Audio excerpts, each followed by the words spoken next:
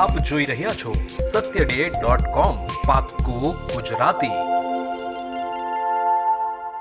ભારત બંધના એલાનને પગલે ગુજરાત સહિત સમગ્ર દેશમાં દેખાવો શરૂ થઈ ગયા છે, ત્યારે ગુજરાતમાં પણ ચુસ્ત બંદોબસ્ત ગોઠવી દેવાયો છે અને દક્ષિણ ગુજરાતમાં મહારાષ્ટ્ર બોર્ડર ઉપર આવેલા વલસાડ જિલ્લામાં પણ ચુસ્ત બંદોબસ્ત ખડકી દેવામાં આવ્યો છે। ભારત બંધને વલસાડ ટ્રાન્સપોર્ટ એસોસિએશન અને વલસાડ જિલ્લા કોંગ્રેસ પણ લેખિતમાં સમર્થન જાહેર કરતા જિલ્લા પોલીસ એલર્ટ થઈ ગઈ છે અને રાજ્યના પોલીસ વડા દ્વારા લાગુ કરાયેલા 144ની કલમનો કડક અમલ કરાવવા ચુસ્ત બંદોબસ્ત ગોઠવી દીધો હતો। વલસાડ ટ્રાન્સપોર્ટ એસોસિએશને ખેડૂતોના આંદોલનને સાથ આપવા ટેકો જાહેર કર્યો છે।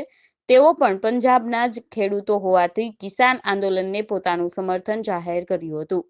આ ઉપરાંત વલસાડના પ્રદેશ કોંગ્રેસ કોર કમિટીના મેમ્બર અને એઆઈસીસી મેમ્બર નેતા ગૌરવ પંડ્યાએ પણ કેન્દ્ર સરકાર દ્વારા પસાર કરાયેલા કૃષિ બિલ હેઠળ 3 કાયદા સામે ખેડૂતોના આંદોલનને વ્યાજબી ઠેરવ્યું હતું અને ખેડૂતોને પોતાનું સમર્થન જાહેર કરી કાયદો પાછો ખેંચવા અંગે પ્રતિક્રિયા આપી હતી।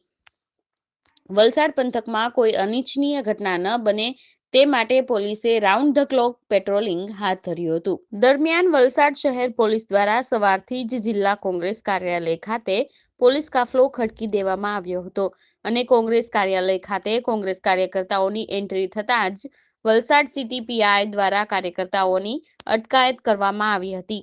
આમ રાજ્યમાં કોંગી અગ્રણીઓ અને કાર્યકરોની અટકાયતનો દોર જારી રહ્યો હતો। satyday.com वलसाड। पुलिस को आगे करती है, पुलिस को आगे करती है। Welcome to the Ran Festival, a time for this stark land to don the colorful robes of festivity. Breathe in this air of celebration and excitement. Breathe in a bit of Gujarat. YouTube પર જાઓ અને અમારી channel satyday.com ને subscribe કરો અને બાજુમાં જે નાની ઘંટી છે તેમને ક્લિક કરો, જેથી અપડેટ ન્યૂઝ તમારા સુધી પહોંચી શકે।